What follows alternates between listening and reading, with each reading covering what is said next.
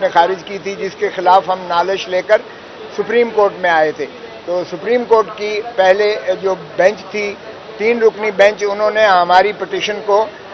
Notice admit کیا تھا اور نوٹس دیا تھا وفاق کو اور سرکاری ایڈوکیٹ جنرل اسلام آباد کو کہ وہ اس کا جواز جسٹیفائی کریں کہ یہ کیس عماد یوسف کے خلاف، اے آر وائی کے ہیڈ کے خلاف، جو ہے اپنا پریزیڈنٹ ہے اے آر وائی کا، جو کراچی میں بیٹھا ہوا تھا، اس کے خلاف کیسے آپ نے درج کر دیا، جبکہ ڈسکلیمر ہوتا ہے ہر پروگرام کا کہ جو بھی اس میں ایک گیسٹ آتا ہے اس کا کہے ہوئے باتیں جو ہوتی ہیں وہ ان کی ذمہ داری انتظامیہ پر نہیں ہوتی ہے. تو بہرکیف یہ جب مقدمہ درج ہوا تو پاکستان کی نہ صرف ساری جرنلسٹ برادری نے، پریس اور پرنٹ الیکٹرانک میڈیا نے اس پر بہت زیادہ برہمی کا اظہار کیا، بلکہ بین الاقوامی طور پر بھی اس کو یہ متصور کیا گیا کہ یہ میڈیا کا، آزاد میڈیا کے گلا دبانے کے مترادف ہے، جو نہ صرف انسانی حقوق کی پامالی کرتا ہے، آرٹیکل 19 جو یونیورسل ڈیکلریشن ہے اس کی خلاف ورزی ہے، بلکہ آرٹیکل 19 جو ہمارا آئین کا ہے اس کی بھی فنڈامنٹل رائٹ جو ہے اسپیچ اور انفارمیشن، اس کی بھی وائلیشن میں ہے. تو یہ جب ہوا تو آج اس کی سنوائی نوٹس کے بعد لگا ہوا تھا. ایڈوکیٹ جنرل اسلام آباد پیش ہوئے اور انہوں نے پھر 2 تاریخیں جو پہلے جس طرح ہوئی تھیں اس پر انہوں نے التوا کے لیے پھر استدعا کی، لیکن اس التوا کی استدعا کو جج صاحبان نے کہا کہ آپ کو بہت موقع مل چکے ہیں، آپ بتائیے ان کے خلاف شہادت کیا ہے. تو شہادت جب کی بات آئی تو ایک اس میں ٹرانسکرپٹ کی دکھایا گیا، اور وہ ٹرانسکرپٹ جو ہے وہ کہتے ہیں کہ شہباز گل کے ایما پر ایک زیر تعمیر کوٹھی سے ایک ڈائری برآمد کی گئی، ایک میز سے زیر تعمیر کوٹھی سے، اور اس ڈائری میں یہ ٹرانسکرپٹ ایک ڈاکیومنٹ برآمد ہوا جس کے اوپر عماد یوسف کا نام لکھا ہوا تھا باقیوں کے. تو جج صاحبان کہنے لگے کہ بھائی یہ اس کا لکھا ہوا ہے، انہوں نے کہا نہیں عماد یوسف کا نہیں. تو کیا عماد یوسف نے پروگرام میں اس کا نام عماد یوسف کا آیا؟ کہ جی وہ بھی نہیں آیا. تو اس سے برآمدگی ہوئی؟ نہیں جی برآمدگی بھی اس سے نہیں ہوئی ہے. اور پھر انہوں نے کہا کہ اگر اس پر لطیف کھوسا کا نام لکھ لیتے تو آپ پھر لطیف کھوسا کو پکڑ لیتے، یا کسی اور کا نام لکھ لیتے تو آپ اس کو ملزم بنا دیتے. تو یہ انہوں نے کہا کیا یہی شواہد ہیں، یہی ثبوت ہے، یہی اس کے خلاف ہے؟ انہوں نے کہا جی مجھے ٹائم دیں، مجھے ٹائم دیں. تو تفتیشی موجود تھا مثل سے، انہوں نے کہا آپ تتمہ بیان پڑھیں. اور جب تفتیشی نے تتمہ بیان مدعی کا پڑھا تو اس میں صدف عبدالجبار نے پروگرام کیا تھا، خاور گھمن اس کے کوآرڈینیٹر تھے، اس کے جو ہے ارشد شریف جو ہے وہ اس کے وہ تھے، اور اسی طرح جو ہے باقی دیگر اشخاص کا نام بھی تھا. باقی ساروں کو جو ہے بری ذمہ کر دیا، اور اس شخص کو جو کراچی میں بیٹھا ہوا ہے انہوں نے کہا یہ چیف کوآرڈینیٹر تھا اے آر وائی کے پروگرامز کا، لہذا اس کی جو ہے انہوں نے کہا یہ کیا بات ہو گئی، پروگرام جو ہے یہاں ہو رہا ہے، کر اس کو جو رہی ہے وہ آپ کی ملزم نہیں ہے، جو خاور گھمن جو اس کو کوآرڈینیٹر کر رہا ہے وہ ملزم نہیں ہے، وہ سارے بے گناہ ہیں. تو یہ عماد یوسف کہاں سے بیچ میں آ گیا؟ اس کے علاوہ انہوں نے کہا شہادت بتائیے گا. تو کوئی شہادت ان کے پاس نہیں تھی. اس لیے جج صاحبان نے کہا کہ ٹھیک ہے ہم آپ کو آخری موقع دے رہے ہیں، لیکن اگر یہی شہادت ہیں تو آپ سوچ لیں کہ اس کے بعد بھی کوئی جواز بنتا ہے. تو میں نے عرض کی کہ جناب اس سے بین الاقوامی طور پر بھی ہماری صحافی برادری پر، ہمارے جو ہے پاکستان کے امیج پر کہ یہاں بنیادی حقوق کو کس طرح سے پامال کیا جا رہا ہے اور کس طرح سے آزادی صحافت کا گلا گھونٹا جا رہا ہے، یہ دنیا ساری میں ایک شور و غوغا ہے. اور پاکستان کے صحافی بھی اس سے اس قدر خائف ہو رہے ہیں کہ وہ اب کوئی بھی پروگرام کرنے سے پہلے جو ہے ان کو اسی خوف کے تحت کہ ہمارے اوپر بھی ویجنگ وار اگینسٹ پاکستان، یعنی اندازہ کریں میوٹنی، بغاوت. یہ اتنے بڑے بڑے دفعات وہ لیگسی لگا دی گئی جو 1923 میں جو تاج برطانیہ نے غلام رکھنے کے لیے جو قوانین میں ترمیم کی تھی یا بنائے تھے، ان کا جو ہے غوغا اور شوشہ ہمارے اوپر ڈالا گیا ہے. اور ہماری تو اس میں بھی آرٹیکل سیکشن 196 ہے کہ sanction of the federal government یا پروونشل گورنمنٹ، تو سینکشن بھی اس کے خلاف نہیں تھی کوئی شہباز گل کی، اور سٹی میجسٹریٹ یا ڈسٹرکٹ میجسٹریٹ کو کوئی اختیار نہیں ہے کہ وہ فیڈرل گورنمنٹ نہیں ہے. جو انہوں نے پیش کیا وہ بھی سینکشن نہیں تھی. سو کسی انداز سے بھی یہ عماد یوسف یا کسی میڈیا چینل کے خلاف، چینل یا ان کے کسی کوآرڈینیٹر یا کسی ان کے جو ہے آرگنائزر یا ان کے پریزیڈنٹ یا مالک کو بھی بنا دیا انہوں نے اس میں جو ہے اقبال صاحب کو بھی، تو وہ بھی ان کو بھی بری ذمہ قرار دے دیا گیا تفتیش میں. عماد یوسف کو پک کیا گیا تھا، اور یہ پک اینڈ چوز بھی یہ ڈسکریمنیٹری تھی، یہ بادی النظر میں یہ آئین کے متصادم تھی. بہرکیف اب انہوں نے 2 ہفتے کی تاریخ دی ہے اور کہا ہے کہ اس پر جو ہے حتمی فیصلہ کیجئے گا اور کریں گے. سو یہ بنیادی حقوق سے متصادم تھا، اور اس میں آپ کی جو ہے جرنلسٹک برادری ساری انوالو تھی.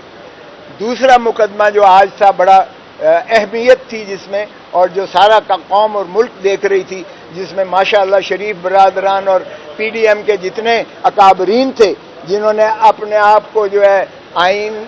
سے اپنے آپ کو جس طریقے سے کرپشن کے چارجز میں، جس طرح سے نیب کے کیسز سے جس طرح سے اپنے آپ کو بری ذمہ کروایا، جس بھونڈے طریقے سے انہوں نے قانون میں ترامیم کی، جس طریقے سے بریزن نیکڈ طریقے سے انہوں نے جو ہے قانون کو جو ہے مسخ کر کے اپنے آپ کو ان کیسوں سے نکالا، آج وہ مقدمہ بھی جو ہے وہ چیف جسٹس صاحب کی سربراہی میں 3 رکنی بینچ نے آج سماعت کیا. اور آج خواجہ حارث صاحب جو 3 ماہ متواتر مسلسل 3 ماہ سے ایک عدالت سے دوسری عدالت 24 گھنٹے جو ہے وہ خان صاحب کے کیسز میں وہ رہے، اور اتنا وہ سرگردہ رہے کہ ان کی طبیعت ناساز ہو گئی، اور وہ بیماری کی وجہ سے آج آ نہ سکے، اور انہوں نے اس کا برملا اظہار اپنی درخواست لکھی ہوئی میں کیا، جس میں انہوں نے آج آنے سے استثناء مانگا تھا. لیکن اس کے باوجود انہوں نے تحریری طور پر جو سپریم کورٹ نے تقاضا کیا تھا کہ آپ تحریری بحث اس معاملے کی دے دیں، وہ انہوں نے آج سبمٹ اپنا دوسرے ایسوسیٹ کی جانب سے وہ کر دی گئی، اور وہ انہوں نے پیش کی. تو مخدوم علی خان صاحب نے کراچی سے شامل کی، شرکت کی، اور انہوں نے کہا مجھے یہ کل ملی ہے، یہ ان کی جو لکھ کے انہوں نے دی ہے، تو میں اس کا جواب دینا چاہوں گا. بینچ نے کہا ٹھیک ہے. تو اس پر منصور علی شاہ صاحب، جسٹس منصور علی شاہ صاحب نے کچھ کہا کہ یہ بتائیے گا کہ کیا میں جو ہے چونکہ پہلے نوٹ دے چکا ہوں کہ یہ جو ہے 3 چیزوں پر، نمبر 1 کہ کیا جو ہے یہ مینٹینیبل ہے، اور میری نظر میں مینٹینیبل نہیں ہے، بلکہ باقی 2 جج صاحبان نے کہا مینٹینیبل ہے، تو بھائی میجورٹی ظاہر ہے وہ کیس آگے چلتا رہا. دوسرا انہوں نے کہا کہ میں نے جو آرمی ایکٹ والے کیس میں میں نے یہ لکھا کہ مناسب ہوگا کہ پہلے اس کا practice and procedure of supreme court rules کا، جس میں بینچ کی تشکیل پر 3 سینئر ججز کی بات کی گئی ہے، اس کا پہلے فیصلہ کیا جائے، اور تب جو ہے بعد میں پروسیڈ ہو، کیونکہ پھر بینچ کی کمپوزیشن جو ہے شاید مختلف ہو جائے. تو انہوں نے کہا ایک بات. دوسری بات یہ ہے کہ کیا میری اس آبزرویشن کے بعد جو میں نے نوٹ دیا ہے، کیا یہ بینچ کو آگے پروسیڈ کرنا چاہیے. اور تیسرا انہوں نے کہا کہ اگر یہ فیصلہ ہو بھی جاتا ہے تو کیا فل کورٹ کو سننا مناسب ہوگا، یا 5 اور 5 ججز سنیں، جس طرح پہلے کیسز میں جو جتنے اہم کیسز تھے اس میں لارجر بینچ سنتی رہی ہے، تو کیا اس کے باوجود جو ہے اس بینچ کو جو ہے سننا چاہیے. تو چیف جسٹس صاحب نے کہا کہ ٹھیک ہے، یہ ہم آپس میں بیٹھ کے فیصلہ کریں گے، آپ اس کیس کو ہم جاری رکھنا چاہتے ہیں. اگرچہ مخدوم علی خان صاحب سے جب ان کی رائے لی گئی تو انہوں نے بھی کہا کہ ان کے نوٹ کی اہمیت ہے، مگر چیف صاحب نے کہا ٹھیک ہے آپ لکھ کر دے دیجئے گا، اس میں وقت کی قلت ہے، اور میں یہ بوجھ اپنے سر پر نہیں لے کے جانا چاہتا کہ ہم 1 سال سے 2022 سے اس کیس کو سن رہے ہیں، اور سننے کے بعد چونکہ میری ریٹائرمنٹ قریب ہے، میں نہیں چاہتا کہ اس کو انڈیسائیڈڈ چھوڑ کے جاؤں، اور میں چاہتا ہوں کہ یہ ایک اہم کیس ہے اور اس کا فیصلہ جو ہے یکسو ہونا چاہیے. سو اس لیے انہوں نے یہ عزم کا اظہار کیا کہ 1 ہفتے کی انہیں ٹائم دیا ہے، یہ سوموار چھوڑ کے اگلے سوموار کو رکھا ہے، انہوں نے دونوں فریقین کو کہا ہے کہ آپ مزید تحریری اپنا جو ہے جواب دے دیجئے گا اور اس کیس کو ہم فیصلہ کر کے جائیں گے. سو یہ کسی کی غلط فہمی ہو اگر کہ یہ لمبو میں چھوڑ جائیں گے یا اس کو کھو کھاتے میں ہو جائے گا تو ایسا نہیں ہونے جا رہا. انشاءاللہ چیف جسٹس ہمیں یہ عمر عطا بندیال چیف جسٹس تاریخ میں یاد رکھے جائیں گے. یہ جتنے نفیس شخص ہیں, جتنے یہ وزادار ہیں اور جتنا یہ قوم اور ملک کا درد رکھتے ہیں, جتنا ان ایشوز کو وہ سمجھتے ہیں کہ یہ پاکستان کے بنیادی حقوق سے اگر کوئی متصادم ہے اور عوام کے حقوق پر جو ہے غاصبانہ یہ عمل ہے تو وہ انشاءاللہ اس کا تدارک کر کے جائیں گے اور عوام دیکھے گی, انشاءاللہ دیکھے گی کہ جو ہے جس طرح سے انہوں نے اپنے کیسز کو دفن کر کے بند کیا ہے, قانون کو ترمیم کر کے اور قانون کو اپنے ذات کے لیے انہوں نے مفاد کے استعمال کیا, مفاد عامہ کی بجائے. جو قانون اس حکومت نے 16 مہینے میں بنائے ہیں ایک بھی مفاد عامہ کے لیے نہیں ہے, ایک بھی پبلک کے بینیفٹ میں نہیں ہے. ایک قانون سازی ایسی نہیں ہے جو عوام الناس کو کوئی فائدہ دیتی ہو. انہوں نے ذات کو فائدے پہنچائے ہیں, اپنے جو ہے کرپشن کے کیسز کو انہوں نے بند کیا ہے, انہوں نے 16 ارب کے مقصود چپڑاسی والے کیسز انہوں نے دفن کیے ہیں, بند کیے ہیں, انہوں نے ایسٹس والے کیسز بند کیے ہیں اور اس جج کو MP1 کی جو ہے ہائیسٹ پوسٹ فیڈرل گورنمنٹ میں دی ہے, جو ریٹائرمنٹ کے بعد اس کو یہ انعام دیا ہے, اور جس نے عمران خان کو سزا دی ہے اس کو اگلے دن ہی لندن پہنچایا ہے اور وہ ماشاءاللہ سپریمو کے ساتھ ملاقات کرتا ہوا دیکھا گیا ہے اور وہ اپنی وصولیاں کر رہا ہے. تو اگر اس قسم کی جوڈیشل جو ہے یہ ہمارے ڈاکے مارے جاتے ہیں, پاکستان کے عوام کے جیبوں پر مارے جاتے ہیں, تو یہ نہ کوئی قانون جو ہے اس کو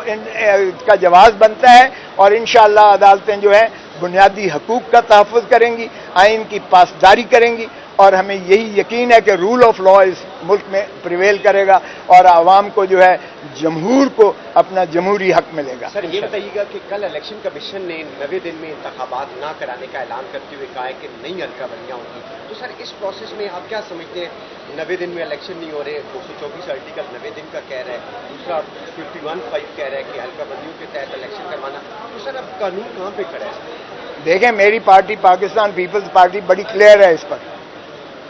90 دن سے متجاوز الیکشن کا کوئی آئینی جواز نہیں ہے. اس لیے ہمارے تو کل آپ نے سن لیا اسپوکس مین پیپلز پارٹی کا کہ یہ 90 دن کے اندر ہی الیکشنز ہونے چاہیے.